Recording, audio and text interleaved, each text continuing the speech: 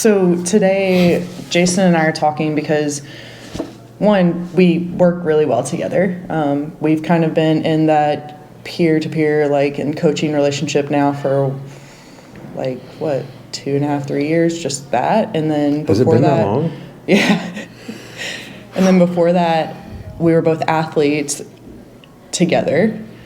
And we've gone through some stuff. I think your athlete here, me somewhere here, we were not there. We were there, no. But mentally we were there because we were both terrified of our coach for a little bit of time. That's fair. It was more respect. I'm still terrified of you, but we were mutually terrified of somebody else. Terrified. A lot of respect. But the cool thing about having known someone in a coaching role or as an athlete, a lot of times in the gym, I think that we see people and we don't really get to know them. We don't know their history. We don't know. Because we only have that hour, really. Right. And we're concerned with, are you warmed up properly? Are you doing these movements correctly? Are you cooling down? Have you done your accessory work? And then, okay, bye. Now we got to get the other class going. Yeah. So you don't really have a lot of time in between heavy clean and jerks to ask about somebody's family history. Yeah. And so, but now that we've been coaching for so long, we've actually been able to, have those conversations in the gym and outside of the gym, obviously, and kind of get to know our hobbies and our family history and kind of what we do. I think that something that really stands out to me about Jason is that he comes from, he is a very, what I would say, athletic individual, and he probably would disagree. That's fine, but I would say he's a very athletic individual. I mean, right now, would you say you're deadlifting? Well, I think to say I'm athletic, considering that on the way here, I nearly killed myself in the garage by slipping on one of the steps because I had too much stuff in my hands, and I literally had to pause and think I may not survive to go to the interview. So to hear that I'm athletic, I guess I survived it. So survived. It didn't kill you. I mean, I was good. able to. Strong people are harder to kill, right? That's it. But you deadlift a significant amount of weight. I guess for me, it's been increasing. I should say. I'm real hesitant to say hey, I lift a lot, because there's a lot of people that lift considerably more than me. But yes, my deadlift has. When people see you in the gym, they're like, I can't even add the weight right now. Well, I can't either. I can't do math. I can't do math in the gym. Right. So, but the cool thing about Jason is there was a time. And it's probably more recent than any of us really realized that was not the case. That had he taken a wrong step in the garage, it would have not been a survival type of move. Those type of things. And that's something that we kind of I just want to talk about, because I think that a lot of people, they see us as coaches or in our athletic positions as where we are now. Oh, this person is really strong. Oh, this person is really fit. Oh, this person knows so much. And it's this is a constant process. And so if you wouldn't mind, I just want to talk about where you were, I guess, previous to fitness or previous to CrossFit or weightlifting, and then kind of walk me through that whole process up to now. Go. Yeah, so it's been a really long journey, but I remember when it started because it was around right at the end of 2010, and my wife Gina knew that I was miserable, and we'd already done that thing man, Monday we're going to start. We're gung-ho Monday, and then Tuesday rolls around and you screw up and you're forget it. I'm going to live off of ice cream and tacos. So, which not an exaggeration. Yeah, it was terrible, what I was eating. I was, and on top of that, on top of having about probably 6,000 calories a day on average, I was having 8 to 10 Diet Cokes every day. Yeah. She called me from the bookstore, and she was like, hey, how serious were you about making a change? And I was sitting on the couch like a blob, and I remember and I was like, honey, just buy whatever book you're wanting to buy, and I'll give it a shot. And I said it just like that, and she was like, okay. And then an hour later, she calls me from the grocery store, and she's buying all this stuff I had never eaten. I was chicken tenders and steak. That was it. And Diet Coke, obviously. And she came in with like I was like, all this stuff is going to go bad. Why did you? It's green. Like, I don't even know how to classify it. right. Other than Like, it green. wasn't in boxes or packages. Like, it's in bags, like from the produce section. I was like, we don't buy this. This is garbage. Like, get this out of here. But I was like, okay. She bought this book. She walked me through it, and she bought all these groceries. And I thought, well, if we're really going to give this a honest shot, we have to get all of this other crap out of the house to make room for this new stuff. So I have a picture somewhere of a garbage bag, a yard-sized garbage bag, where we literally went through our closet and we threw away the pantry, threw away everything, and to make room for all this stuff. And like, it was... Okay, so this was... And how old is your oldest? She is 13 now. So we're just going to put that into context. You have so we didn't have kids at the time. Oh, okay. So we didn't have kids at the time. Were you working? I was actually working. I think at the time I was working at the police department. Okay. Which was really bad because then I didn't have an effort on being fit then, and I felt like I really should have, especially for that role. But I didn't have any excuse. I mean, if you don't have any kids, it's like, well, maybe Lauren. I think Lauren probably was. She was really, really young then, really young. But it was this Biggest Loser 30-day jump start, and it was 30 days of meals, and that was it. And it had exercise in it, but I was like, screw that. And everybody was like, well, if you get up and exercise, you're going to feel better. You're going to have all this energy. And I was like, that's the dumbest thing I have ever heard in my life. How is waking up earlier and exhausting my body going to give me more energy? I'm like, you're just not going to talk me into doing that. So I was like, whatever. So I tried all this food, and I was like, why are we having raw salmon for breakfast? Like, where the hell is my sausage biscuits and hash browns? Like, but I tried like so many different things, and it was like, it really opened up my palate to a lot of different things. So like, now I will go to a restaurant and I'll try anything, like just to try something different. And it was because of that. And so we went through that, and then I slowly started to like exercise a little bit. And it was like, I had no idea. Like, I had like basketball shoes and really baggy shorts, and I would just run. And I would just go for a run as far as I could go, which really, I mean, it was like, I was lucky probably if it was a quarter of a mile before I could stop. And I just kept going and going. And finally, I worked up. I started running. I started doing, like trying to do that couch to 5K thing. Yeah. Got invited to do CrossFit. I was horribly intimidated by it. Somehow survived the total soreness of it. Everyone's like, I somehow survived my first one, so I went back. Right. And I got like hooked. I got hooked on, like, I always enjoyed more of the barbell stuff because I felt like I had better, my strength was strength, not cardio or endurance, that kind of stuff. So, but I was paired up with a couple people that were like, a buddy of mine, specifically Randall, who could somehow mentally tap into, encouraging me, but not like berating me, and so he didn't care that when I started, I was like north of 300 pounds. I had stroke level blood pressure, and I had gout in like my foot and my wrist. So I was like pretty jacked up. And in fact, I remember this. Which, like, the reality is that's not uncommon. It's an issue, but it's not like it was. I think for me, it was like beyond just an issue because at the time my wife worked at a cardiac step down unit, and I remember when I went in to have like I was having really bad blood pressure issues this day, and they took it in the office, and it was like 200 over 105. And I remember texting my wife, and she's like, "Do not let them admit you." And she already knew. She told me this later. She knew what doctor at the time Piedmont was like the she knew where she wanted me to go, and I was like, that's pretty messed up that your wife knows, like, she's not telling you, but in the back of the mind she knows you're getting here because all of her patients, she was like, look exactly and do exactly what you're doing with the food and the no exercise and all this kind of stuff, and she's like, that's where you're going. So I knew what doctor I wanted you to see when you, not if, it was when you got there. So, we changed directions first with the nutrition. Tried to open up that. That was like kind of the turn? Yeah. And I remember 2 weeks in, I was like, oh my God, this is terrible. Like, I just want to kill myself with sausage biscuits. Like, can we just go to Chick-fil-A and just overdose? Like, I would take like $50 in there and be like, just kill me. But I remember like 2 weeks in, I was like, this is terrible.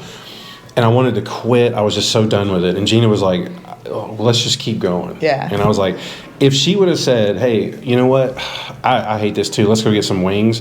I don't know if I'd be doing any of this. Yeah. But so her perseverance was like kind of helped push me to that. But so started running, started doing CrossFit, and I got kind of hooked into that kind of stuff. And I did the Warrior Dash thing. I did I don't know how many 5Ks I did. I did a half marathon.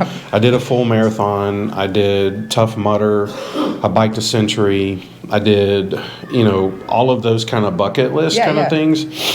But the thing that like really, really hooked me was the barbell. And I just got so into that's what I really wanted to pursue. Yeah.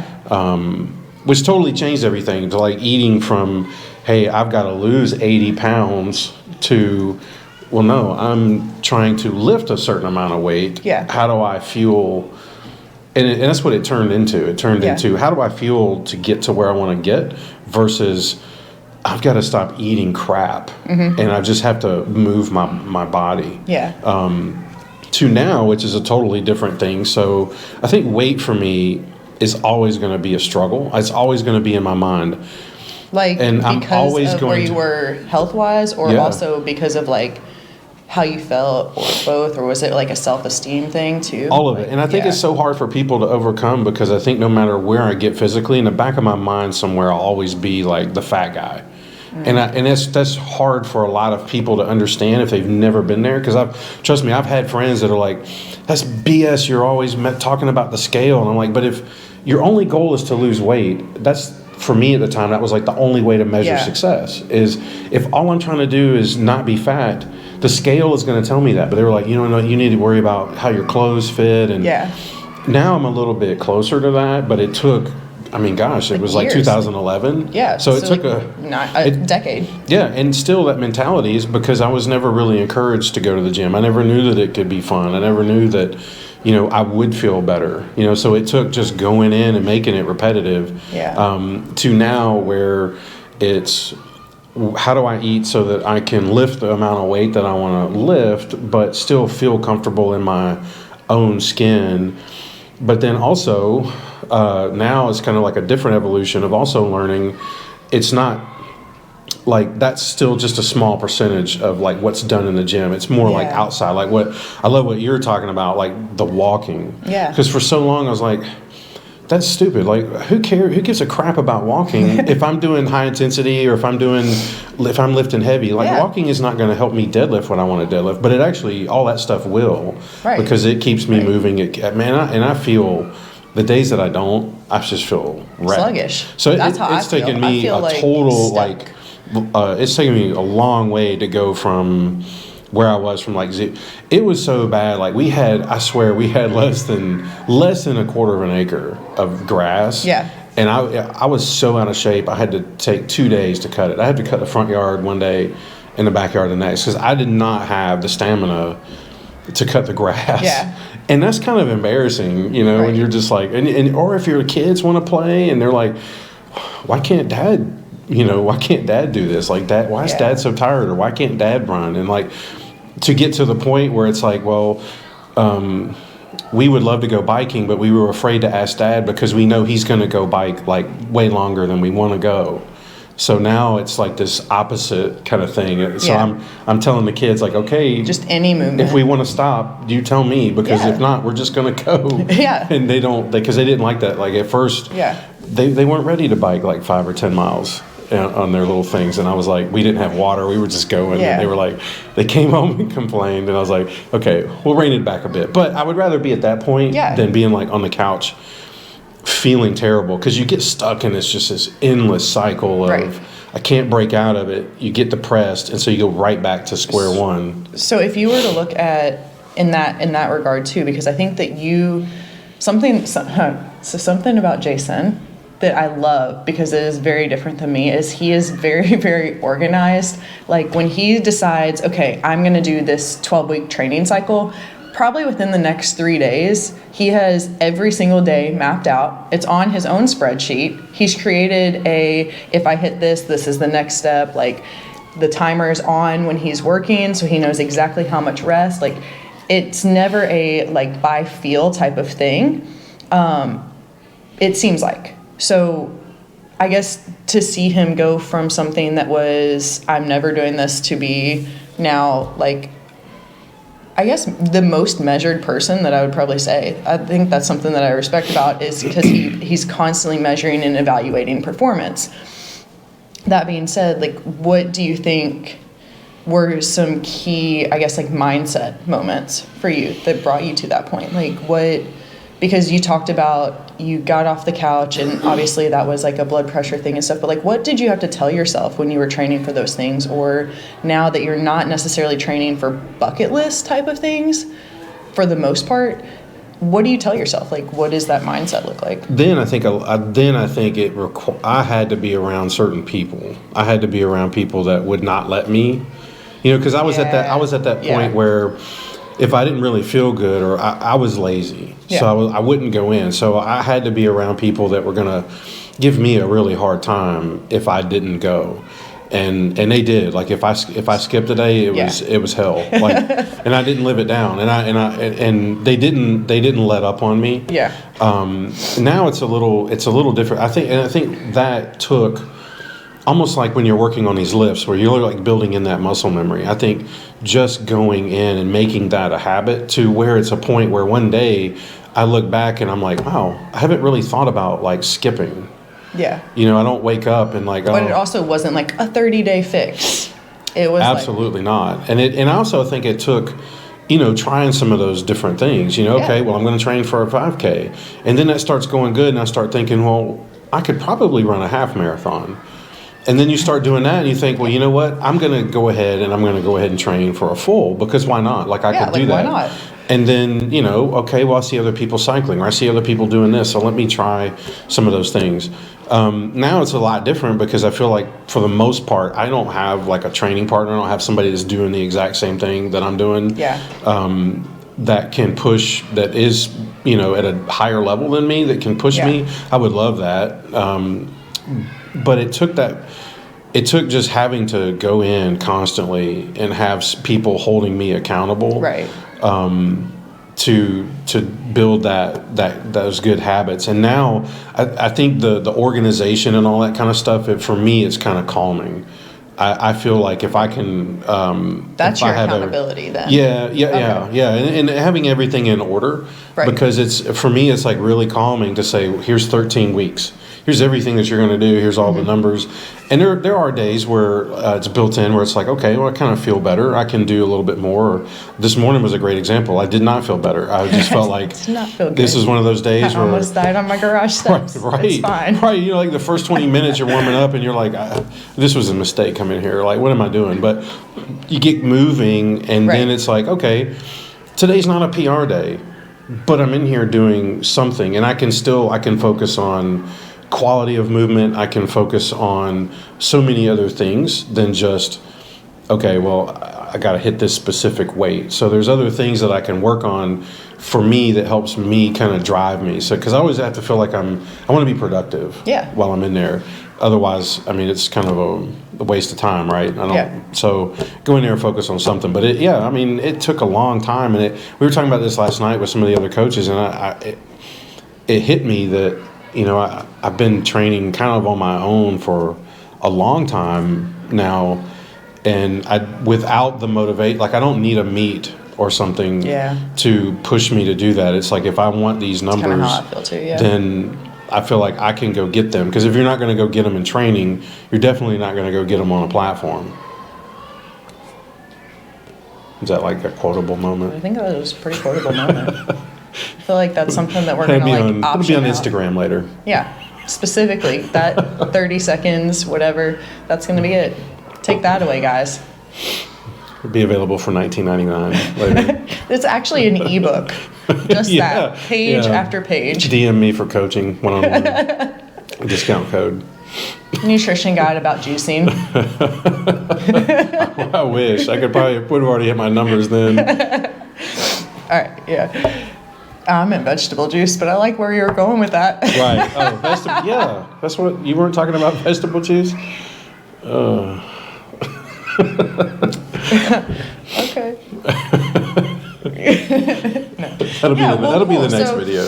I mean, and that's something to be said. I think that, again, we've developed that because as well, I started CrossFit around like 2009, 2010 in there. And so it has been a decade-long process for me too. And, you know, I went through that phase of I'm going to compete and I'm going to be like hype on this. And I think I was very fortunate because I grew up in a team sport environment. And so I was very much like, there is a process to this. And like, I have certain strengths and the barbell was one of them. And I obviously came in a lot stronger than some people who come into the gym because I was trained at least to move my body well and to like know how to do a lot of different variety of movements.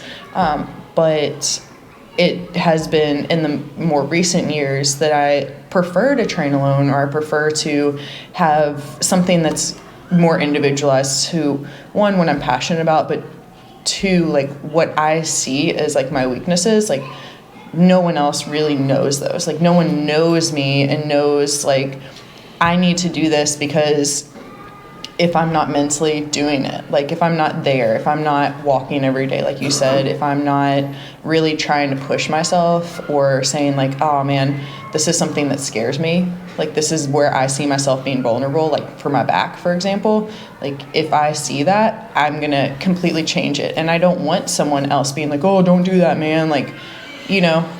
Yeah, and people that don't understand it, like, oh man, you had like, you know, way more in the tank, or they were like, they'll see a video Right. and they'll think, oh, why'd you stop there? But they don't realize what it really took. I mean, just that morning, Right. To get just to get up, just to get to that, just to get to that lift, you know, or the mental preparation that it took. You know, when I was training for my last weightlifting meet, the whole week, you know, I didn't have alcohol, everything every day. Like today, the whole focus was after training was how to prepare for tomorrow and how to set myself up so that tomorrow's training session would be better. And I refused to do anything that would jack that day up. And in fact, like Sundays were always the heavy days.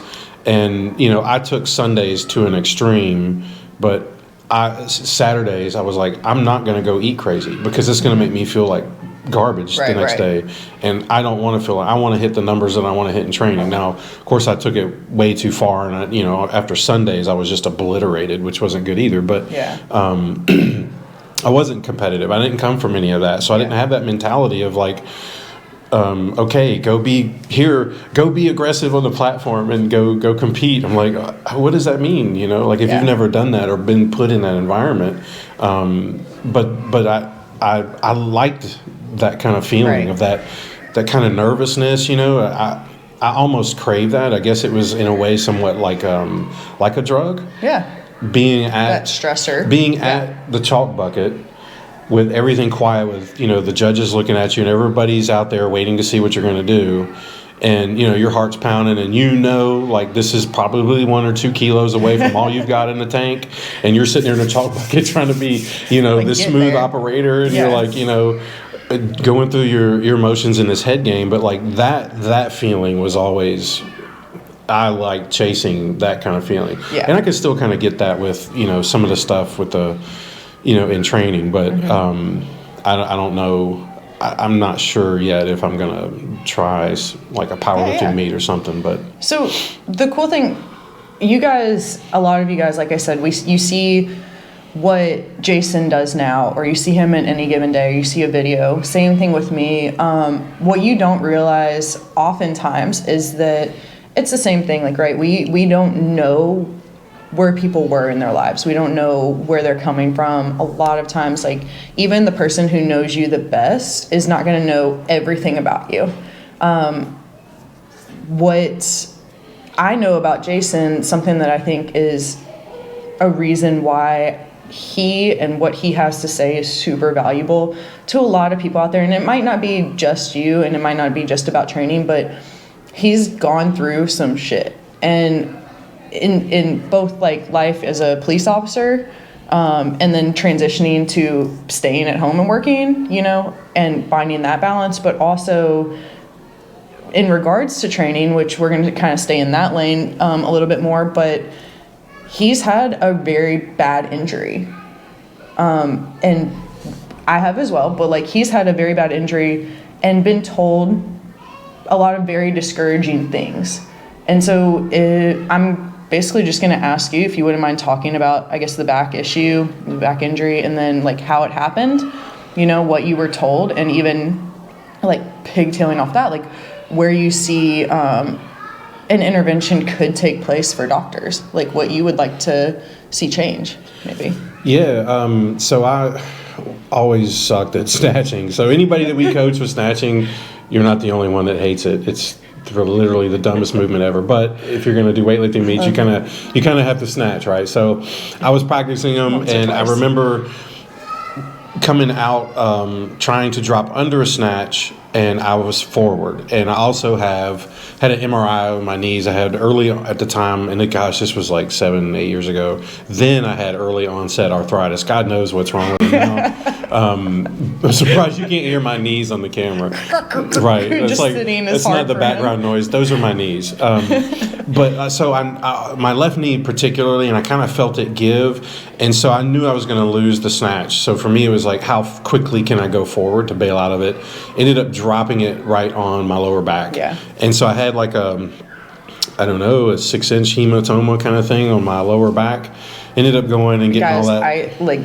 I'm going to interrupt for just a second. This thing was straight up like black and blue. Yeah, it was His back it was like a giant. Looked like somebody took a tattoo and smacked him with some really awful shading.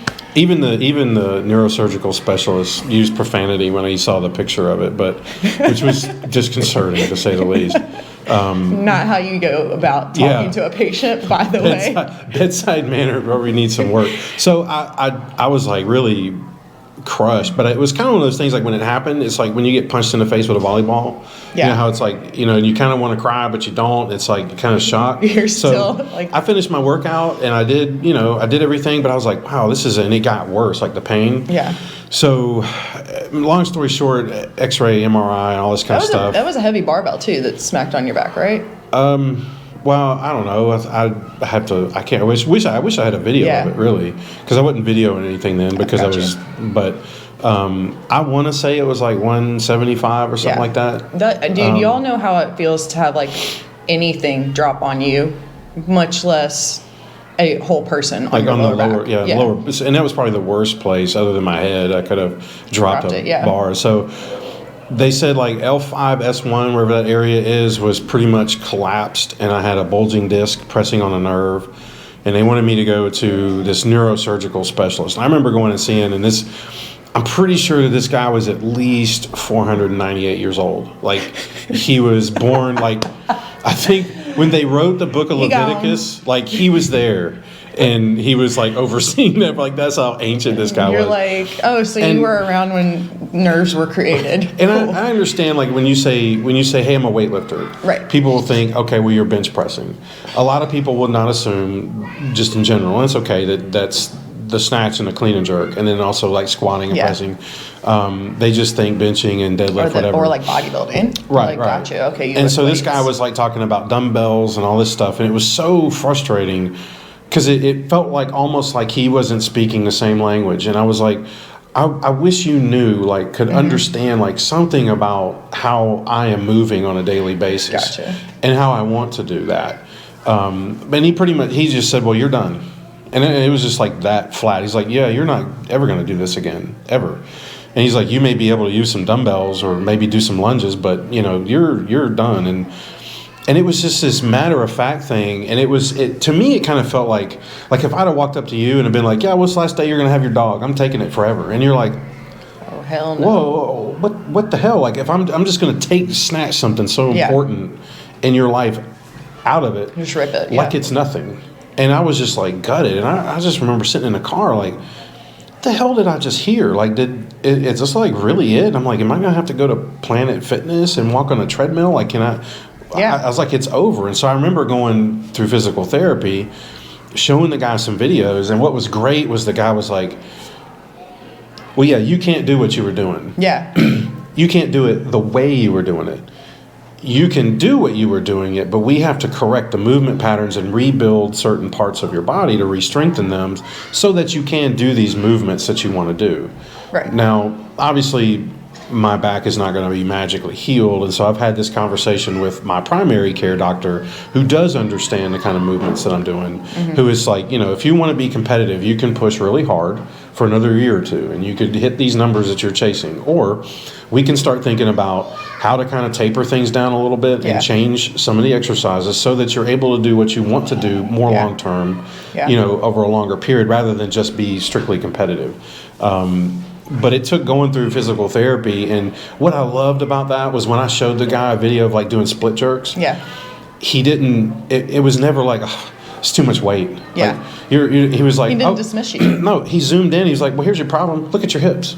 Yeah. Like, this is where these are some things that we're going to, and he like would specifically address those things, and it was things that I could take and work on at home or at the gym. Or at the gym, yeah. And like, you didn't have a negative space now in your life. It was just like, you might be starting from zero plus your experience, but like, now you have these options. You have the choices to make. Yeah. Like, you could take this route and be like, yeah, okay, like, I won't do that anymore. Or you have the option of like, you can start from zero and like, yeah, it might seem tedious and all this stuff, but now you have a plan, like, you have options.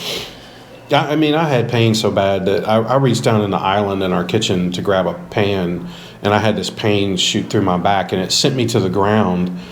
And I remember that, actually. I remember you telling me about that. Like, it freaked me out because I couldn't stand up. Yeah. Like, I literally could not raise my body, and I was like, is this how it ends? Like, I don't even have down here with the dog. I can't even call EMS. Like, I'm like, help, I'm just like, so I'm just down here on all fours. I'm like, I can't call my wife and tell her I can't get off the floor. Like, that's, she's like, you worked out today. Like, yeah. What is wrong with your body? So, and I kept thinking, like, he was like, well, one of the things that we're going to have you do is we're going to have you start doing some deadlifts. And I was like, well, wait a minute, like, my back hurts. Like, this is my back, and you want me to do deadlifts. And so, no, he's like, we're gonna do it off the blocks, and here's some things that I want you to focus on. And he was like, you can snatch, but maybe you got dumbbells, right? And all the stuff that he was telling me was very similar to CrossFit programming. Obviously doing a little less intense, and focusing on different things. But it was, in hindsight, it was a blessing, because I feel like the injury helped me really focus on things that I was totally ignoring. Back in my mind, I kind of knew, like, you should really be doing some core work and some back work. but that's not as fun as maxing out your clean and jerk. There's no do it for the gram. Right. And so I was like, now I look at like all the accessory stuff. Yeah. I cannot skip that, and that's almost like my. That's like the meat. That's my protection. Yeah. I feel like that stuff is what's protecting me now and allowing me to do those kind of things. It's allowing me to brace myself better, to hold weight throughout all the positions and movements and stuff. And it's still an evolution. Like, I'm still learning. I feel like this training cycle in particular, I've learned so much more about these movements and where I'm weak. But you talk about like what I wish the doctor would have known. I wish that they would have known. They would have been more up to speed on these kind of movements. And especially this guy, I really wanted him to talk to me like he also did these things. Or like he actually cared that you did them. Yeah, that he understood the level of importance. Because I was like, to just say that you're done, you're taking out a really huge part of my life and like where I felt like I started. It's like instantly I go back. See those montages where you have all these flashbacks, and I was like, it's like you went back here and just ripped that out, and like none of it happened. And I was like, dude, you don't realize like all this, how far I've come to just get here, where it took to get here. And I'm like, one lift took that out, but like all this stuff was compounding. Right.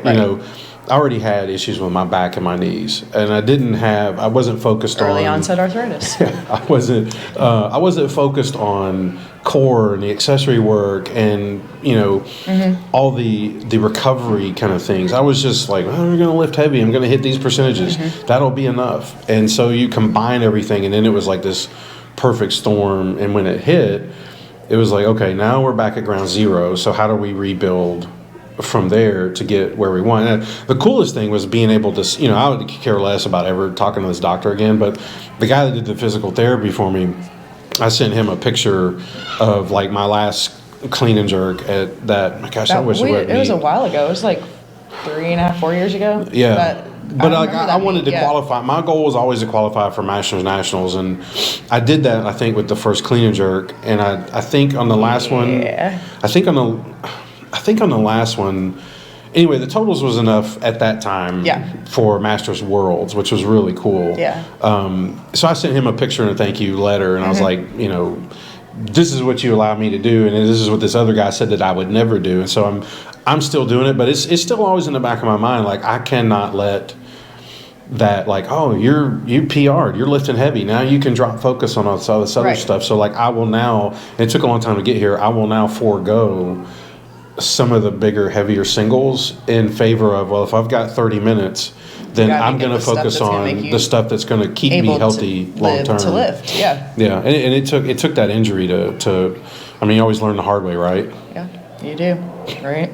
2022. You're going to learn right? Like today. that hindsight life. But, okay, so for you listening, that is kind of where we're going to end as far as like the training portion and the history there. And now we're just going to get to know Jason. So something that I think is really cool is, like I said, most of us don't know each other in the gym, not at like any higher level. Jason is an avid reader.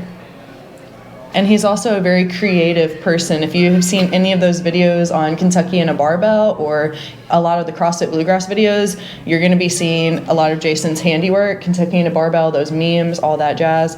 But I also follow him on Twitter, also follow his like @Dubtastic. So you see a lot of not only photography in the videos, but he reads a ton. So Jason, what are you reading right now? Right now, it's actually, you caught me at a time where I'm actually not reading. This is rare. I hit the beginning of the month and I was like, I'm just, because I've been trying to read 100 books every year, and so I've read over 100 books every year for the past 2 years. And for some reason, which is more than most people will ever read in their lives. When February hit, I was like, oh my gosh, I don't just like, I've read a lot. Like, I've read all of them. Like, there's nothing left. There's nothing left. We're in a library right now. There's nothing left to read. This I've read all of these that are here. But no, have got a book called Dark Money, and it's talking more. I love nonfiction more than anything. Yeah. The more controversial, the better. Especially, I've read more about serial killers than probably anybody has ever read. I will never read a book about a serial killer again. I actually read Devil in the White City, and after that, I was like, I'm good. Yeah, and I've read, and actually anyway, Dark Money. Reading that, I was like, I don't want to. I could go down a really long rabbit hole about the books that I've read about serial killers, but. I would just spend way too much time on social media and watching endless, and I would just swap between apps, and I'm like, I've already looked at everything. Yeah. Like, and it's none of it's all crap. So I was just like, well, let me start reading. So I really enjoyed that. I would love to write one someday. Kyle at the gym is in that process, and he's kind of giving me some tips or pointers. But like the creative side was always just kind of an outlet. And before I was even doing any of the fitness stuff, that's what I considered my outlet. Like, I would stay up till like 2 or 3 in the morning just editing, playing with photos, Photoshop and all that kind of stuff, and totally exhausting myself just staying up all night. Yeah. And now if you said, here, you got an hour, I would probably go to the gym where I would read. If I had that, something like that's more of a like stress relief. But you're also in a creative role right now, so you're getting to do that more. Okay, so if you had the option of making everyone that you've ever met read a book, what book would it be? Gosh, I feel like I'd have to go to my Goodreads thing and find, because I've marked a bunch of them. Man, that's tough.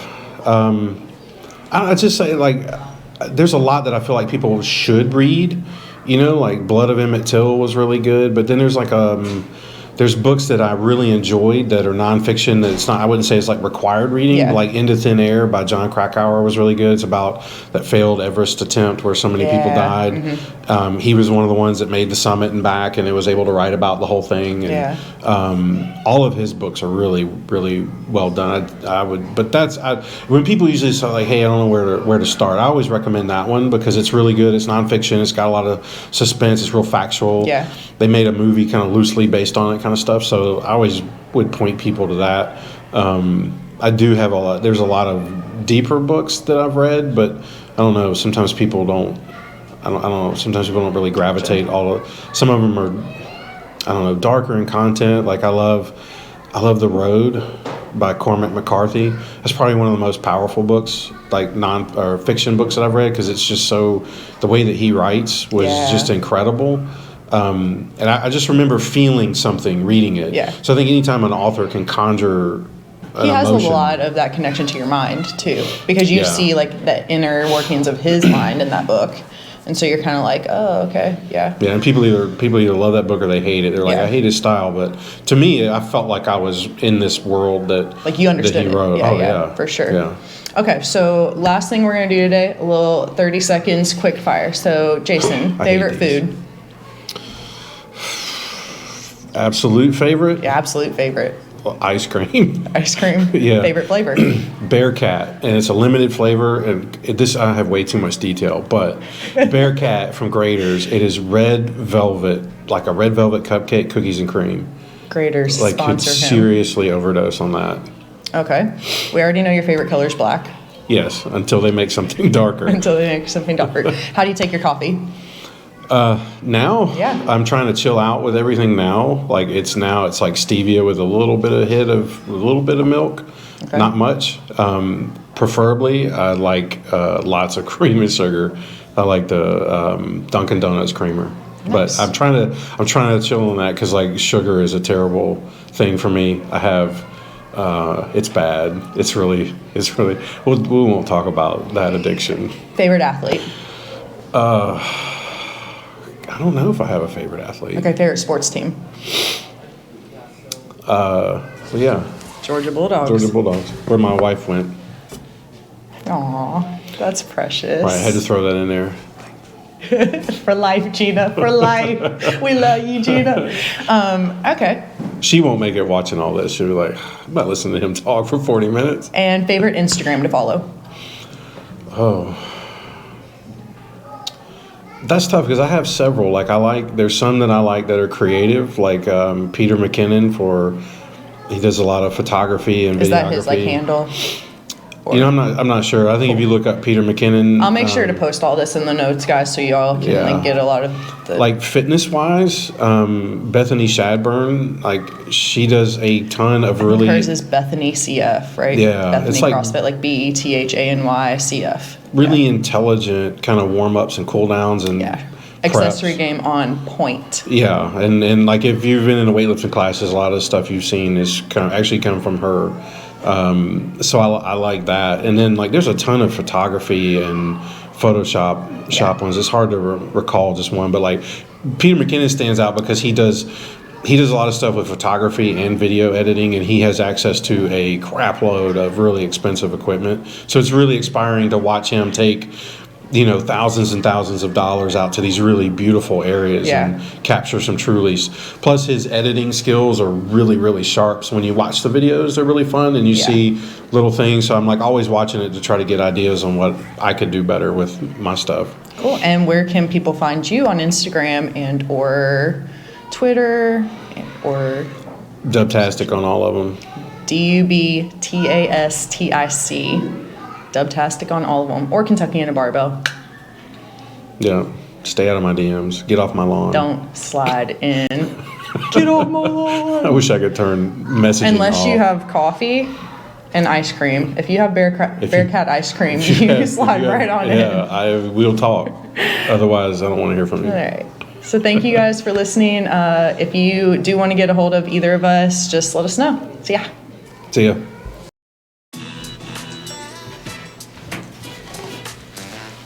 I don't know if I've ever been interviewed before. I've never been interviewed. What do I do with my hands? Put your hands down, Ricky. I'm going to lie a lot. Okay, so if we're going to start with a lie, we should talk about how we matched today on purpose. We're cute. What is it that you say about black? I'll wear black until they make something darker. There it is.